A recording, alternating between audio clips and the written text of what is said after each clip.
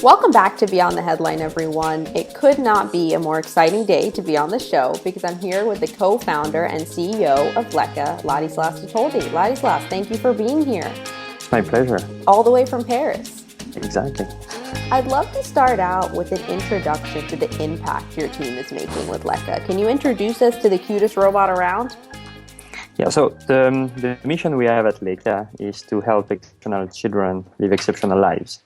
And so we built this cute spherical robot that moves around, changes colors, and reacts to the child interaction. And it's really a toy and a companion for the child, and it's a tool a tool for the parents and the caregivers to better interact and get the children more engaged in the learning activities. I'm really glad that you used the word companion because that's one of my favorite ways that you guys describe Leka. What do you mean when you say Leka is a robotic companion for children? We sometimes forget that exceptional children are children before everything, and they want the same kind of toys that other children have, but the same kind of toys don't always have the good features and everything they need to be perfectly fit for exceptional children.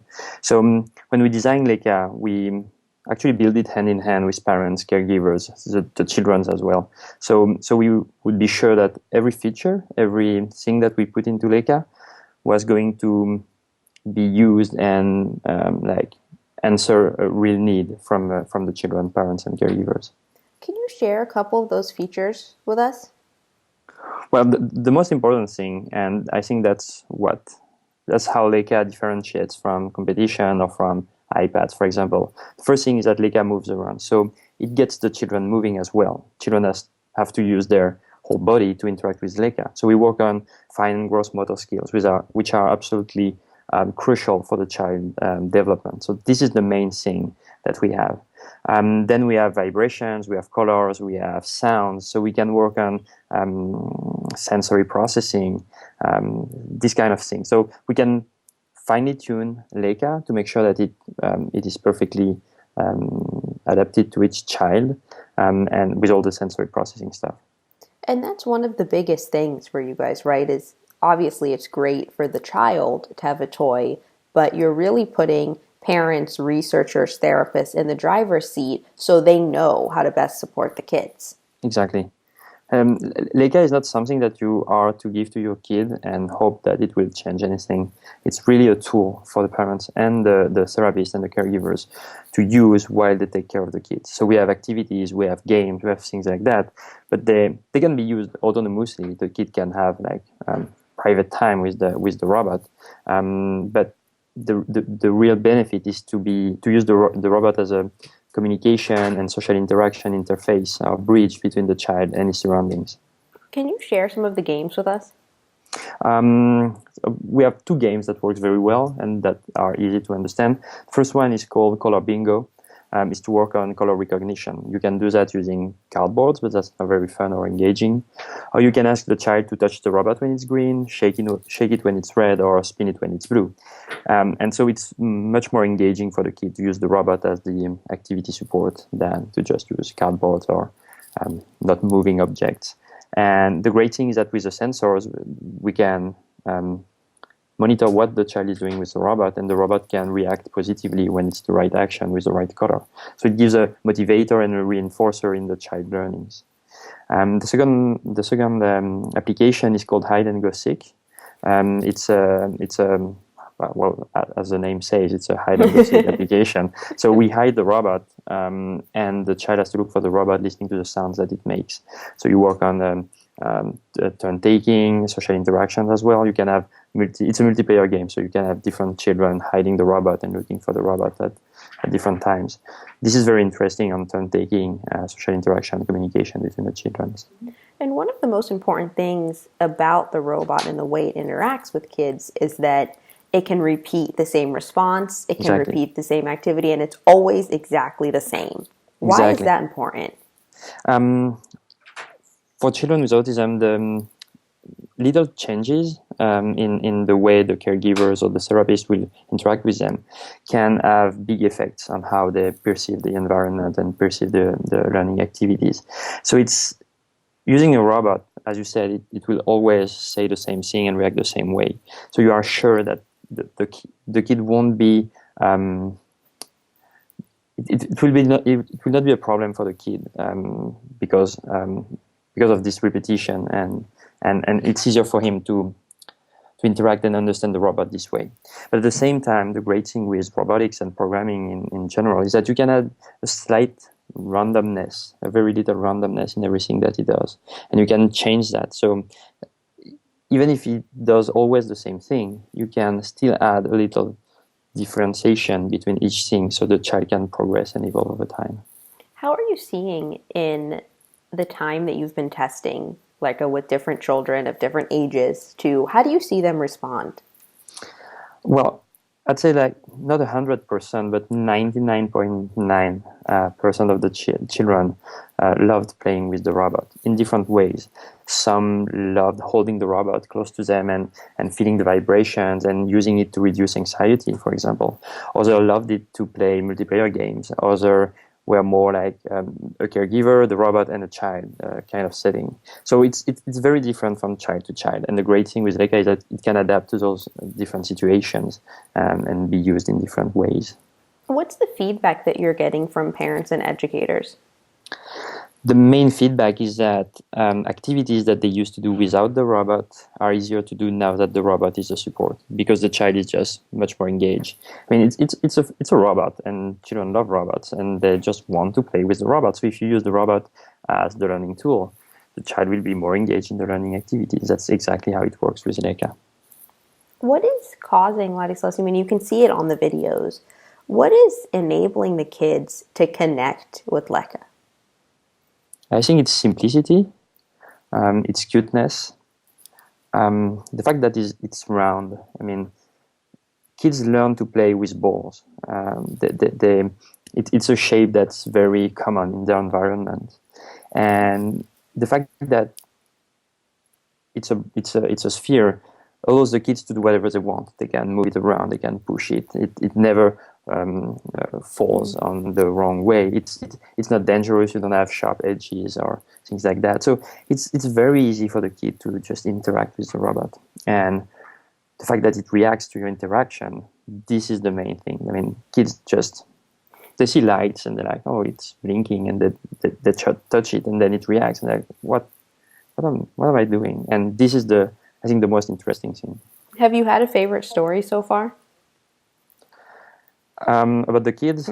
About the kids. Yeah, we for the game Hide and Go Seek, we had we were developing this application with a special school in France who was lacking a lot of caregivers. So they had a lot of children and like nobody to take care of them. So they wanted an application, a way to use the robot to give the robot to the kids and know that they would be playing with the robot in a good way. And so we developed the application with two children. They were both age 6. We had a little girl who had Down syndrome and a little boy with autism. So when we started playing, they were playing against us. So we were hiding the robot, they were looking for the robot, and vice versa. And what happened is that the little girl got the rules very quickly, but the little boy with autism, it was more difficult for him. So he had to do exactly what the little girl was doing all the time. He was imitating her. When we were able to play like very well with them in this situation, we decided to change the rules and to make them play against each other. And again, for the little girl, pretty easy, but for the little boy, it was more complicated because he was used to imitating the little girl, but now he had to play against her. And so the little girl was of great help. She helped him. Like when he was counting, it was his turn to count. He was usually standing up and trying to look for the robot, which was not what he had to do now. So she was telling him, don't move. And they were not speaking the same language. So it was very interesting to see how they could communicate as children without speaking any language. And after a few weeks playing like that, they were able to play autonomously together. So we just gave them the robot. We had nothing to say or do in the room, and they were able to play. So one was hiding the robot, the other one was counting and looking for the robot, and vice versa. And this was pretty amazing to see them like be able to work autonomously like that. And that's an enormous accomplishment, right? Yeah, absolutely. When they connect with the robot, how do you see the relationship evolve? Um, an interesting question. What we at the beginning, what we were doing, so we have like 20 or 30 minutes playing session with the robot. And at the end of the session, they have to leave the robot and go do something else because that's what they have to do. And at the beginning, the caregivers were coming inside the room and saying, "Hey, it's over. Let's go do something else." And as you could imagine, with like any kid, they don't want to be told that they cannot do this thing anymore. It's like watching TV. When you say to a kid, "Stop watching TV," they don't like you say that. But if the TV stops working on its own, it's like it's perfectly fine. The TV doesn't work anymore, so I'm going to do something else. At the time when we were testing the robot, we still had some bugs, so it would randomly stop around 20 or 25 minutes and not work anymore. And we were using that to say, "Hey, look, the robot is tired. Let's put him back in his bag and do something else because it's tired and it needs to get some rest." And the kids were like, "Oh, that's great. The robot is tired, so I will stop using it. It's fine," because I think it was like an animal, like a little companion. That's also why we call it a companion, because of this interaction. It's tired. Let's put him to rest and do something else. And this was like perfectly fine. So it was very easy to get inside the activities because the kids were motivated and engaged. And it was very easy to get outside of the activities, thanks to the bugs we had at the time. Features, we call them. I know one of the, it's funny you say features, one of the aspects of Lekha that you guys were really, really focused on was the face. Yeah. Why was that so important to you?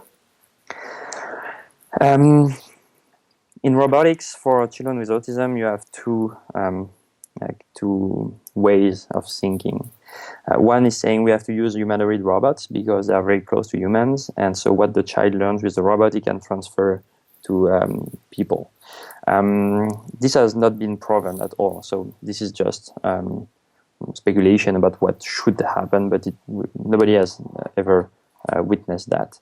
And the other way of thinking is saying, "Hey, let's use the robot not as a teacher in a way that humanoid robots do, just as a tool for the teachers, because it's still the teacher and it will get the interaction with the teacher easier." And this research has shown that if you have a child, a robot, and a caregiver, the child will interact more with the caregiver through the robot than if the robot's not here.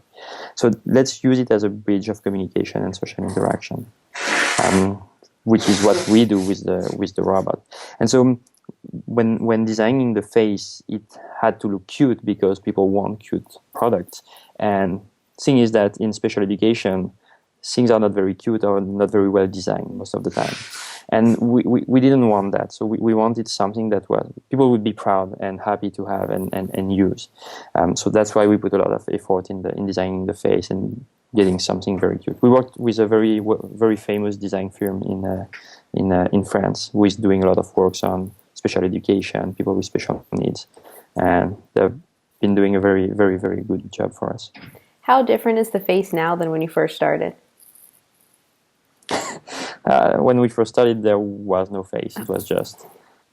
but even at the time, the funny thing is that some kids were still seeing like a face in the robot.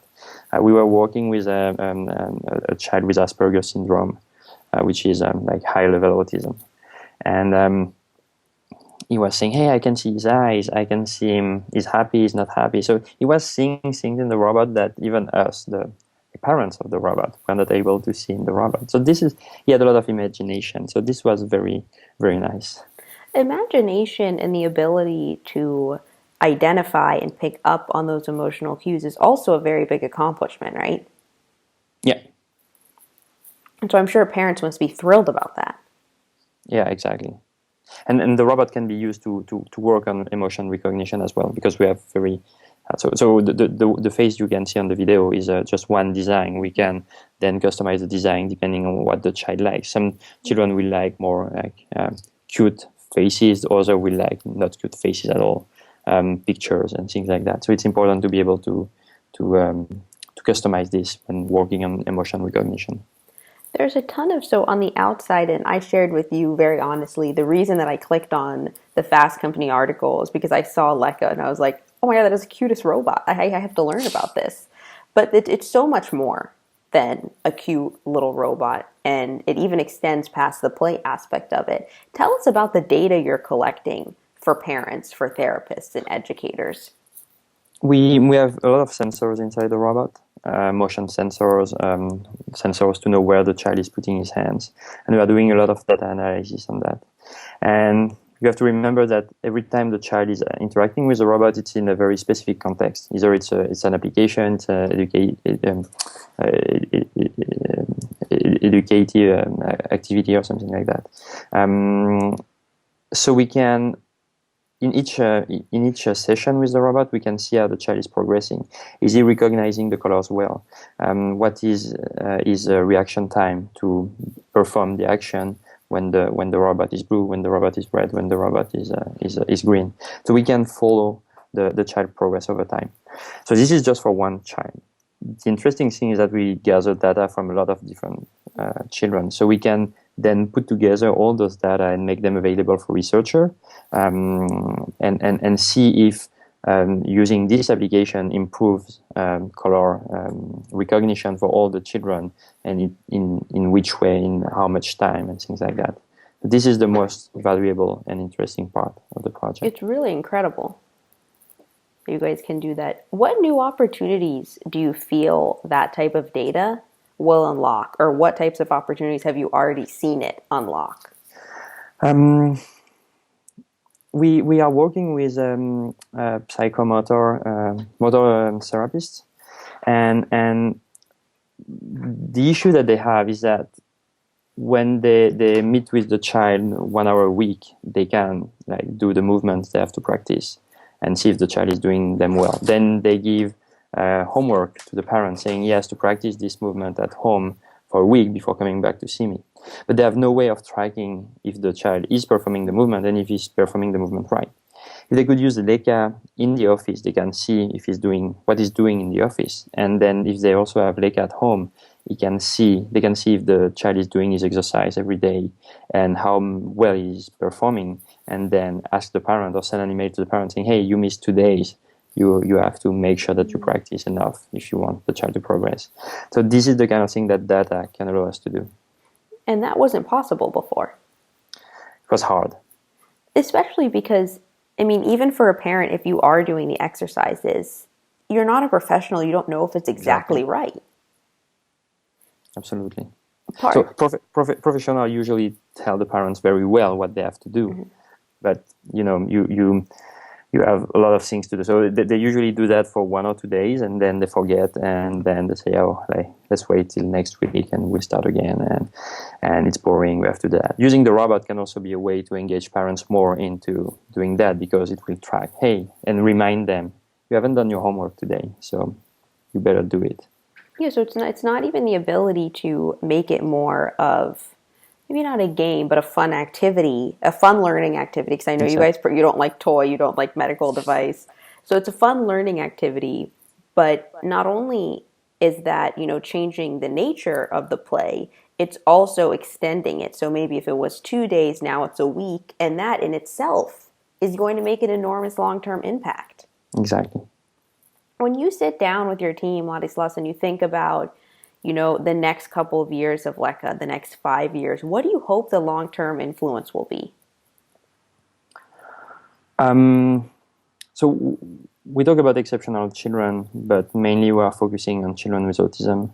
But there are a lot of other special needs like Down syndrome that can really benefit from this kind of tool. And actually, when we talk to therapists and caregivers, we don't talk about autism or Down syndrome. We say, if the child has to improve his motor skills, we have applications to do that. If he has to improve his communication, social interaction skills, we have multiplayer games to do that. And so we really approach the problems this way, transversal way. So what happens then is that a lot of the issues that children with special needs have are the same as every children. So it can be used for as a learning tool for every children. So moving out of, not moving out, but keeping this exceptional children development, but using it as a learning tool for all the children in the world. That's the main goal. Sounds like a good goal to me. Yeah. You Good guys, vision. you guys are going to be shipping second quarter of next year, and in the meantime, you're working on different apps and activities that will be available as soon as you guys are getting Lekas into families' homes. Can you give us a glimpse of some of the apps or activities that we can expect? So we are developing the apps and activities, but we are also working on the manufacturing process of the robot, which is the biggest thing. Yeah. Because you need the robot to have the apps run on the robot. The apps I talked about hide and go seek, color bingo. We also have an app called Traveling Leka, which is very interesting. You have color patches that you can put on the wall or in different rooms, and you have RFID tags inside, and the robot has a RFID reader inside. So one of the games that we have is that the robot chooses a color like red, and you have to bring the robot to the red patch, and so you work on motor skills and color recognition and things like that. But if you put the patch out of the room and use them in different rooms, you can use it as a transitional tool to say, hey, we have to go for dinner. Dinner is in the kitchen is red patch, bring me to the red patch, and use that to tell the child where he has to go. I love that. And before we go, just two more questions for you. The first one directly related to that. I know a big part of the benefits of having Lekha and using Lekha is that it helps kids develop confidence. Mm-hmm. How do you see that mainly happening? In the fact that it's something they like, and they use it as a tool, and they progress with the tool that they like. And it's the relationship they build with the robot is like very interesting, because the robot is rewarding, saying, "Hey, that's great," doing the things that the kids love when they are doing great things. This is how it boosts motivation. It's not a book or just an iPad. It really is something that, that's a companion. I was just going to say that's where companion comes as the best word. Last one for you. We've talked about the incredible impact that Lekha is making, but how about for you and the team? What have the last couple of years been like? What's been the most rewarding part? There are many different. The first one is seeing how the kids are using the robot, how therapists are using the robot. In France, the thing is that we are very late regarding the care and the support of children with special needs, and especially autism. So being able to talk about autism in public, we have done a lot of startup competition and things like that, to be able to educate the general public to what autism is and how we can help parents and therapists.